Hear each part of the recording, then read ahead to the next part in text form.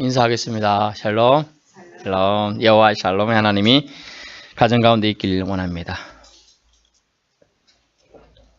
올 한 해 동안은 누가복음 강해를 통하여 수요일 날 만날 수 있습니다. 오늘 말씀 제목은 바른 복음 전파입니다. 바른 복음 전파.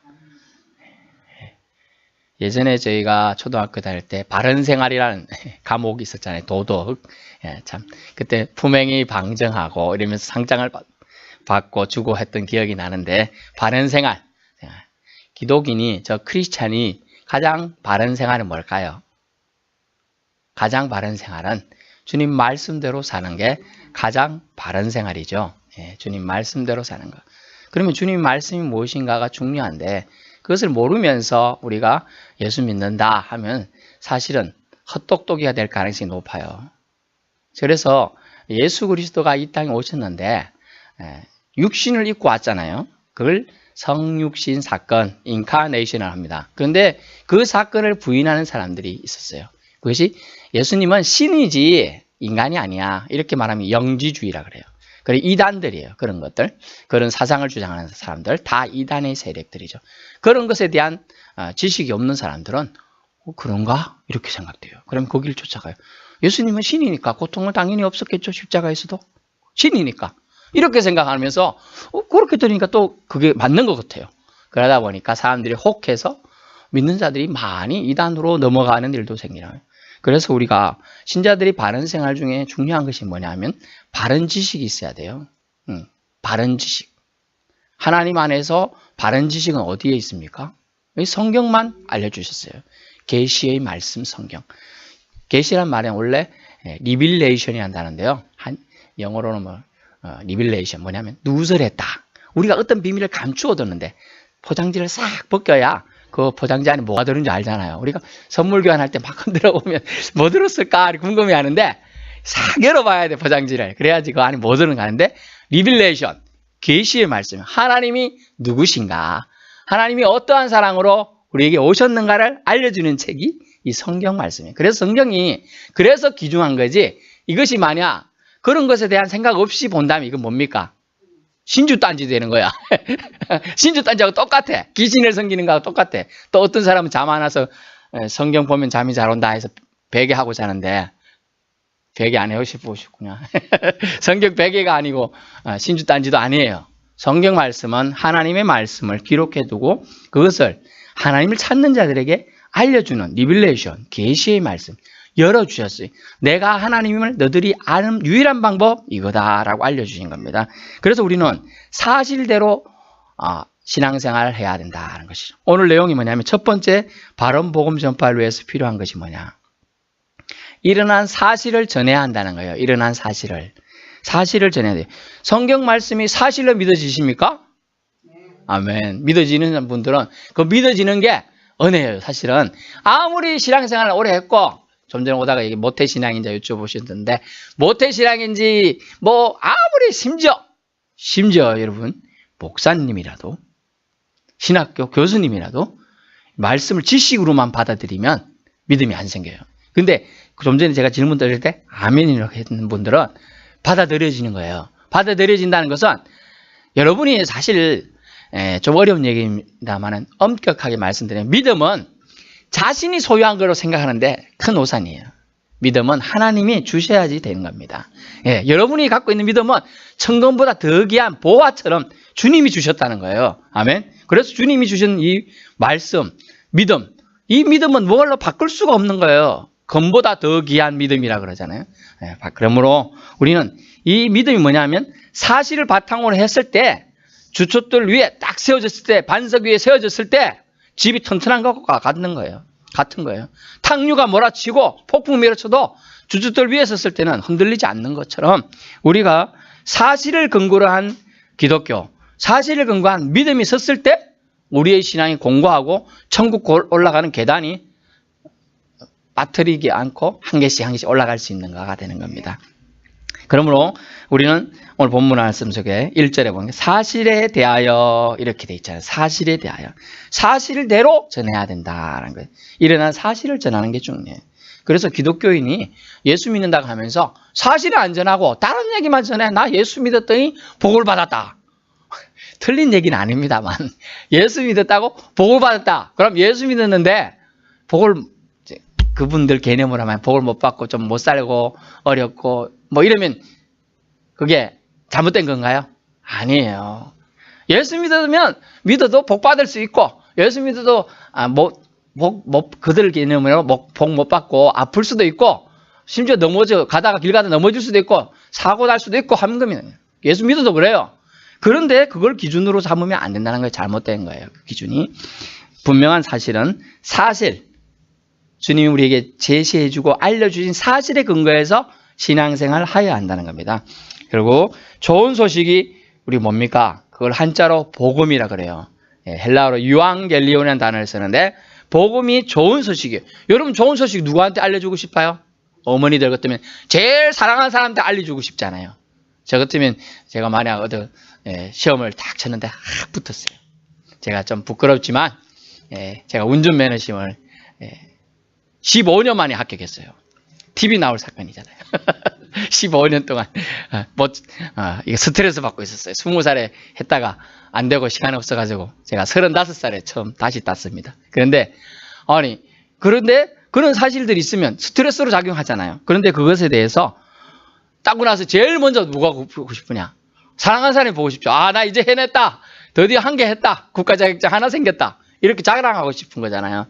똑같이 우리가 복음에 진짜로 나에게 복음이고 나에게 기쁨이 되면 가장 사랑하는 사람이 전하고 싶은 거예요. 그것이 복음이라는 거예요. 전하고 싶은 마음이 안 든다면 예수 믿는 이 믿음이 여러분에게 기쁜 게 아니에요. 사실은. 복음은 기쁜 소식이잖아요. 그래서 좋은 소식이 되기 위해서는 역사상 일어난 사실을 내가 믿어줘야 된다는 거죠. 그 믿어지게 해주는 것이 하나님의 은혜라는 걸 우리는 기억해야 합니다. 좋은 소식은 역사상 일어나지 않은 이야기나 허황된 이야기가 아닙니다. 가짜 이야기가 아니에요. 복음은 반드시 우리에게 일어난 또한 이루어질 우리에게 일어날 일들에 대한 얘기가 되는 겁니다. 그것을 역사적 그 사실을 전해야 한다고 누가는 얘기했어요. 누가복음 누가 썼다고요? 누가가 썼어요. 누가의 직업은요? 의사예요. 의사라서 아주 꼼꼼하며 세밀하게 관찰한 바에 의해서 썼다는 거예요. 그래서 무엇보다 그 내용을 예수 그리스도에게 포커스 맞추기 위해서 썼고요. 누가복음은 사상은 뭐냐면 가난한 자, 약자, 아픈 자들을 향한 소리로 그대로 중심이 기울어져 있어요. 결국 우리를 향한 거죠. 우리는 예수님 빼면 뭐라고요? 더럽고 냄새나는 양이에요. 예수님 보혈로 씻어줬기 때문에 우리가 그리스도 향기가 나는 사람이 된 겁니다. 믿으실 수 있기 바랍니다. 그래서 우리가 말씀을 이제 이 사실 되냐 하면 들으면 기뻐할 사람들에게 전해야 돼요. 이 사실을 들으면 기뻐할 사람을 전해야 되는데 동방 박사들이 왔을 때 누가 물어봤을 때 헤롯 궁전에 가가지고 물었더니 그 사람들 안 기뻐하는 사람들이잖아요. 그래가지고 심지어 어떤 일이 발생했어요. 애들을 그냥 다 죽여버렸어요. 아이고 2년 차이 나는 애들까지 다 얼마나 많은 가정에 애가 있던 귀하게 얻은 아들이 만약에 있다고 생각해요. 그 애를 강제로 뺏어가 다 죽였다 생각해보세요. 얼마나 그 피울음 소리가 그 지역을 온 유대 지역을 덮었겠어요. 아주 슬픈 사건이 되는 거예요. 그래서 기뻐해야 할 사람들에게 전해야 돼요. 나는 이렇게 제가 3년간 개척교회를 했지 않습니까? 와서 전도를 합니다. 당신이나 잘 믿어. 이런 사람도 많고요. 이렇게 말하는 사람도 많았습니다. 제 친척 중에는 믿는데 저는 안 믿으랍니다. 또 한 분은요. 제가 바빠서 못 믿겠습니다. 이렇게 말하는 분도 많이 있더라는 거죠. 근데 정작 중요한 건 뭘까요? 바쁜 것도 성경 말씀 뭐라요? 나는 바빠서 못 가고 혼인잔치 초대했더니 못 가고 장사하러 가야 돼서 못 가고 뭐 해서 못 가고 이렇게 핑계만 계속 되잖아요. 마지막 때에 여러분 핑계치 못한다는 거예요. 핑계할 수 없다는 거예요.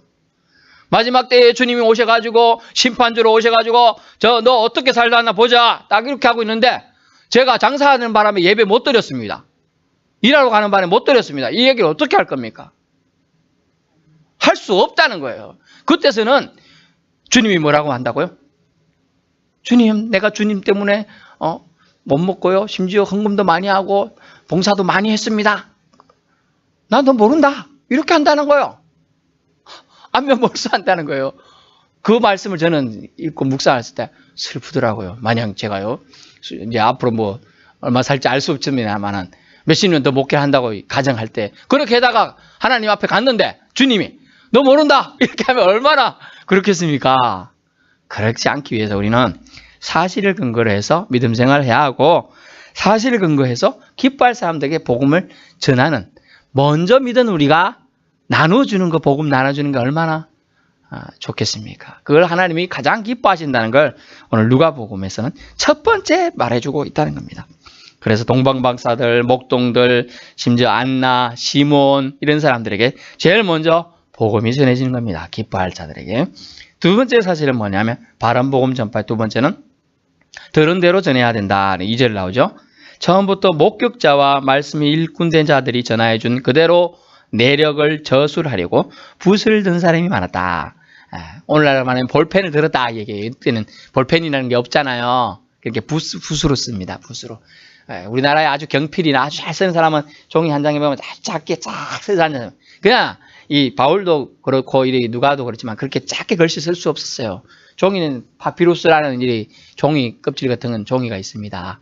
나무 말린 건데 그런 걸로 말린 거예요. 또 고급은 양피지라고 양 껍데기를 말린 종이를 쓴 거예요. 근데 쓰다 보면 이게 잘 써지나요? 안 그렇거든요. 쓰다 보면 찢어지기도 하고 뭐 하기도 하고 그래가 억지로 써놓았는데 그 쓸 때 뭘 써야 되겠어요?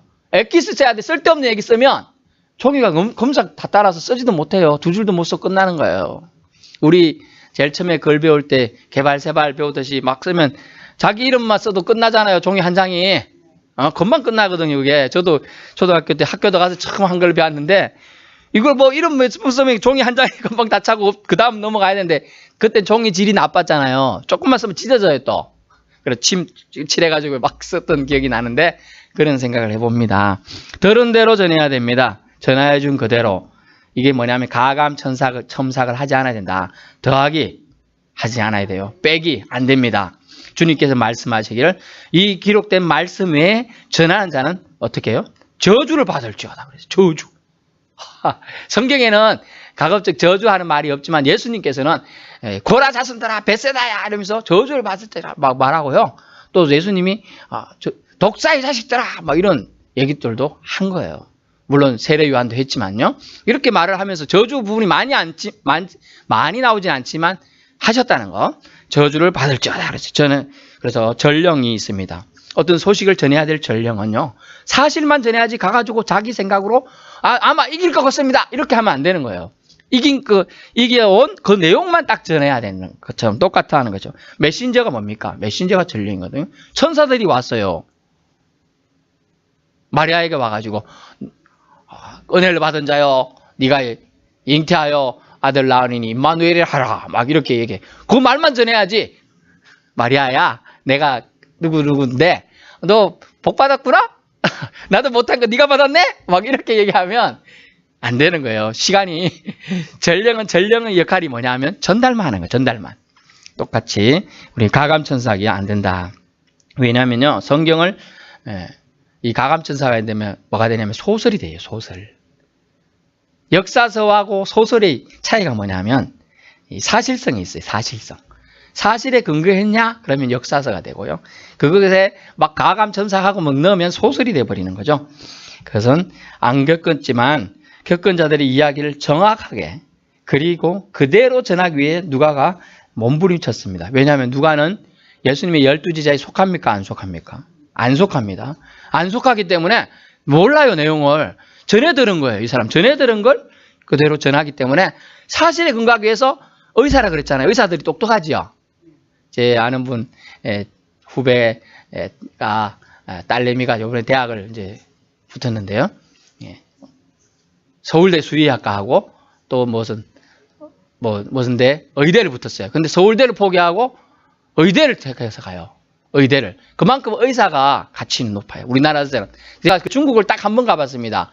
가이드 하던 사람이 아주 조선족이에요. 근데 부모님이 지금 뭐냐 그러니까 의사라 하더라고요. 근데 중국에서는 의사는 그냥 우리나라 똑같은 노동자가 똑같아요, 월급이. 그러다 보니까 아주 힘들어가지고 이제 사이드로 이제 가이드를 하는 거예요, 가이드를. 그렇게 되는 거죠. 그러므로 지금 제가 말씀드리고자 하는 것은 뭐냐면, 그대로 전하는 것이 사실이 얼마나 중요한가. 사실을 전하는 것이 전령의 역할이고, 메신저의 역할이고, 천사의 역할이었고, 심지어 선지자, 히브리어로 선지자를 나비라고 합니다. 나비. 우리가 펄펄 나는 나비로 선지자라고 해요. 나비들의 역할은 뭐냐면 하나님 말씀을 그대로 전하는 거예요. 그러면 예레미야가 어떻게 했어요? 하나님 말씀을 전하기 위해서 이렇게 누웠다 저렇게 누웠다 뭐 이렇게 했다가 뭐 가가지고 소리에 쳤다 뭐 별 얘기 다 해도 사람들은 콧방귀 그냥 끼고 말아버리는 거예요. 하지만 우리의 역할은 그래도 전해야 된다라는 걸 전해야 된다. 우리가 전도할 때 사람들이 반응, 그래. 예수님 전하는 거야. 그래, 나 우선 믿을게. 이렇게 하는 사람은 10,000명 만나면 1명 있을 걸 말할 거리고 대부분은 뒷짐지잖아요. 그러니까 우리가 그런 부분에 대해서 상처받지 않기를 결단해야 돼요. 그러면 전도하면 그거에 대해 상처받으면 전도 못하죠. 사람 만나기 무서워져요. 두려워져. 또 말하면 뭐라 할까? 막 이래가지고 못해요. 그런 부분들 나는 그런 게 신경 쓰지 않고 상처받지 않겠다. 마음에 결심을 해야 한다는 것이. 그러므로 우리는 자신의 입맛대로 각색하거나 말씀을 꾸며가지고 장식해서는 안 된다는 거예요. 얼마나 미사역을 섞어서 말할 수 있어요. 그거 잘하는 나라가 있잖아요. 북한. 위대하고 지존하시며 친애하는 경애 뭐 하는 누구 동지 막 이렇게 앞에 붙는 미사요구만 얼마나 많은지 몰라요. 그 미사요구가 아니에요. 진리는요. 단순합니다. 진리는 단순해요. 모래벌에 진주가 있어도 진주가 나와 있으면 반짝 빛나는 거예요. 바로 보이는 거예요. 진리는 단순해요. 복잡할 필요가 없어요. 진리는. 그러므로 우리는 복음은 원색이 좋아요. 원색, 단색. 단순해야 된다. 단순해야 된다는 거예요. 복잡하게 복음을 색칠할 필요 없는 거예요. 오히려 더 색칠할 순간 복음은 이상해지기 시작해요. 그래서 어떤 분이 아주 초기에 신앙을 깨우치고 믿음이 좋아졌습니다. 그러다 보니 어떻게 됐죠? 여기저기서 간증하라고 오라고 그래요. 갑니다. 처음에는 정말 깨닫고 하나님한테 받는 것만 전합니다. 5분 정도 전하면 전할 게 없죠. 근데 점점 가니까 자꾸 갈수록 남들은 못 들었으니까 안 들은 거 해야 되니까 추가가 돼요. 그러면 자꾸 포장이 되기 시작해. 그래서 40분, 50분 들어가. 사실은 자기 5분인데 이만큼 들어가 돼가지고 허풍선만 가득해지는 거예요. 나중에 하면 그분이 느끼는 게 뭐냐 하면 제가 사이드로 들어오는데 허탈감이나 무력감, 심지어 우울증까지 오더라는 거예요. 수많은 사람이 처음에는 작은 교회에서 이렇게 해서 막 전도왕도 되고 했겠죠. 가서 이제 나중에 수천 명 앞에서 막 그러다 보니까 그게 우울증이 나중에 뒤편에 연예인들이 그렇잖아요. 막 앞에서 환호하고 와 이러는데 뒤편에서 나중에 허전함이 그냥 쫙 밀려오니까 감당이 안 된다는 거예요. 그런 거 우리가 느낄 수 있습니다. 그러면 우리는 불순물을 우리 복음 전하는 데서는 필요 없다는 거예요. 불순물을. 우리가 요즘에는 그런 쌀이 잘 없지만 옛날에는 쌀에 뭐가 많이 들어가 있었잖아요.